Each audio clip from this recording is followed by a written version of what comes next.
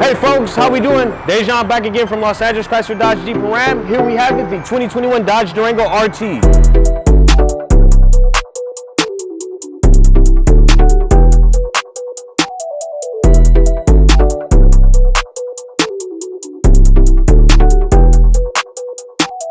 So as I mentioned folks, here we have it, the all-new redesigned 2021 Dodge Durango RT.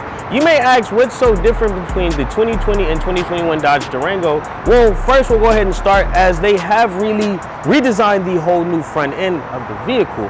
We have the parking sensors right here in the front. We also have the new really redesigned Bi-Xenon HID lamps that are inspired from the Hellcat Durango, which will be hitting the streets relatively soon. We also have the heat extractors here that are fully functional. So yes, if you do want to go ahead and take this car up to the drag strip, because this is a very sporty SUV, you can go ahead and do that and make sure you have optimum performance. Yes, we also have the airflow vent here to help the engine grab more air and also help it cool off. Also, we have it that's also inspired by the Hellcat Durango is this actual vent here to actually help cool off your brakes. So like I mentioned, if you're going somewhere, getting there relatively fast, relatively quick, you know, sometimes your brakes may smoke. Well, with these vents here, it kind of prevents that from happening. So folks, as Dodge is kind of not really focused on redesigning the exterior of the vehicle, because you can still see it's a little bit reminiscent of the 2020 and also prior models, although they did update the front end, but Dodge was really focusing on bringing the aesthetics of the interior and making it a more luxurious SUV. Follow me right this way. So as I mentioned folks, when Dodge was producing the 2021 Durango, they wanted to really home in on the interior and the interior touches. Go ahead and take a look at the new redesigned finish with the bold stitching. You can also see that now the dash actually fully flows and it's not really clustered like the other models or prior models. Here we have the separation in between the two, where now you can just use the screen here.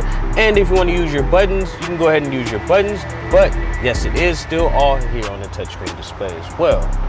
Also, we have to the rear, we have the two captain seat setup, so it's not a quite 7-passenger, it's a 6-passenger because it's just 3 rows, but it's only a seat of 2 because we have the middle console here to separate it to give the kids or family members some extra storage space here, because it has a center console also, and also it can be your everyday family hauler, but just with that 5.7, we all love it, the Hemi. So folks, like I mentioned, with Dodge redefining the interior, they've also redesigned the steering wheel. As you can see, it's a no longer traditional circle steering wheel. It's actually with a flat racing bottom inspired by none other than the Hellcat Durango. So now it gets that more comfortable feel and also stability if you want to go ahead and punch it, but keep your both hands on the wheel. Also, you can see we now have the 10.1-inch display with the Android-based system now with Alexa. So cool thing is if you have Alexa already set up at home, folks, you can go ahead and add Alexa to the Durango, since like I mentioned, it's paired with Alexa. So once you get home, you can go ahead and say, hey Alexa, open up the garage, turn on the lights, or even unlock the doors if need be. Come on folks, let's go ahead and take a look into the new 10.1-inch display. So cool thing about the Bluetooth Apple CarPlay feature is that now I don't have to take my phone out of my pocket. I can go ahead and use the touchscreen here to go ahead and navigate through my phone, such as if I want to go ahead and listen to music, I can go ahead and open up Tidal here. If I want to go ahead, as you can see, my wife's texting me now, but if I want that to go ahead and be read, I can have the vehicle read it out to me and also send a text message back to her without me taking out my phone, which is a cool thing to have, so you don't have to worry about getting those tickets about having your phone in your hand. Also, the cool thing about the Durangos, we have the heated and also cooled seats, so if it's cold in the winter time or taking a trip up somewhere where it's nice and cold, we can go ahead and keep the seat warm and also the steering wheel warm.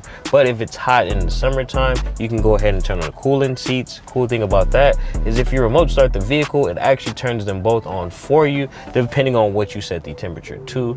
We also have the dual-sided AC controls, so if the passenger, they get a little chillier than, the driver, you guys can alternate and actually choose which side is warmer, which side is actually cooler, just to keep an even flow inside the vehicle. We also have some cool safety features here, such as lane departure warning that lets you know if you're starting to drift over left or right, but it actually centers you back to make sure that you're back in your lane. We also have the parking sensors, which turn off the parking sensors if you want to turn them off in the front and in the rear. Wouldn't suggest you do so, because we also have rear cross path detection. So if somebody runs behind you, have a little small dog that runs behind you, or even the kids, the Durango will sense that and actually brake to make sure you don't run over whatever's behind you. We also have the traction control, or we can say the fun button. Yes, if you want to turn off the traction to go ahead and optimize a burnout, you can go ahead and do so by clicking this tab here.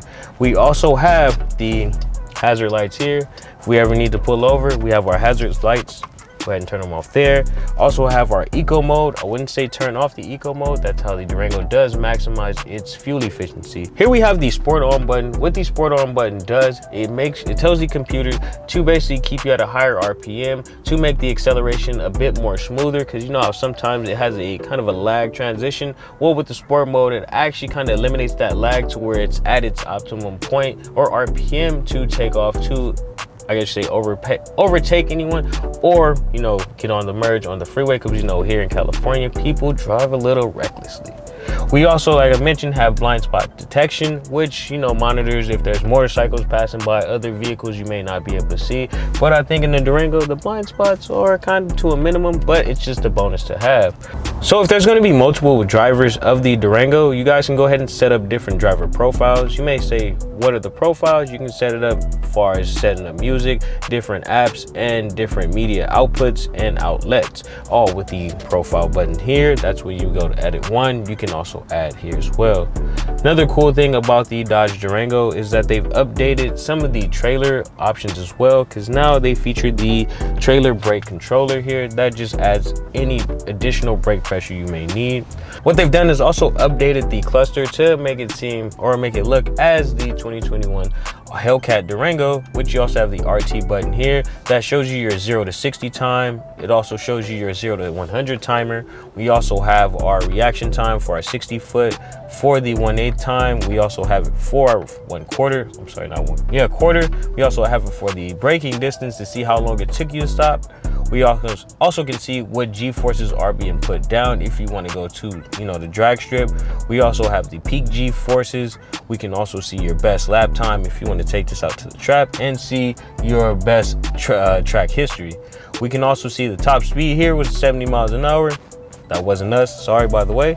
We can also see here, we have the adaptive cruise control feature. People may ask what the adaptive cruise is. It's kind of similar to, kind of like autopilot, where you can set the distance of how far you want the vehicle in front of you and the vehicle to stay. So if you want to be cruising up to, Big Bear or Vegas, you can basically set it on 75, keep the distance maybe 2 to 3 car lengths in front of you, and just let the vehicle kind of coast on its own. Yes, you have to keep your hands on the brake, but if somebody merges in the front of you and breaks that distance, the cool thing about the sensors that are in the front, it detects that it is a vehicle in front of you, so it decreases the speed.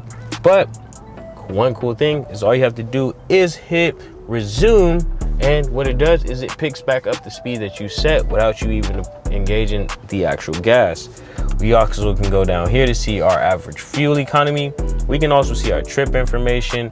We can see how long we've been towing or hauling things. We can also see what music we're listening to at the moment, even though there's nothing playing right now, and just the regular screen setup. Here we have it, folks. The 2021 Dodge Durango.